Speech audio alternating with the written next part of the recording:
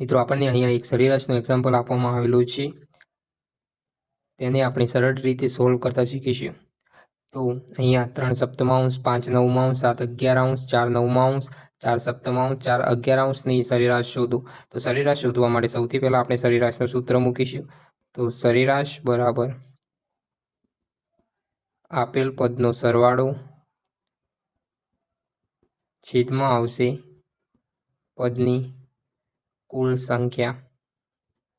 તો આપણી જોડે પદની કુલ સંખ્યા છે 1 2 3 4 5 છે. તો આપણી જોડે પદની કુલ સંખ્યા 6 છે, પરંતુ આપણી જોડે સરવાળો નથી. તો સૌથી પહેલાં આપણે આપેલ પદનો સરવાળો કરીશું. તો અપૂર્ણાંકનો સરવાળો કરવા માટે સૌથી પહેલાં આપણે આધાર સરખા હોય તેવા અપૂર્ણાંક પાસે લખીશું. તો 3 સપ્તમાંશ પ્લસ 4 સપ્તમાંશ પ્લસ 5 નવમાંશ પ્લસ 4 નવમાંશ પ્લસ 7 11 પ્લસ 4 11. હવે આ પદોનો સરવાળો કરીશું. તો આધાર સરખા હોય તે પદનો સૌથી પહેલાં સરવાળો કરીશું. આ બંનેનો આધાર સરખો છે તે માટે આ બંને પદનો સરવાળો કરીશું.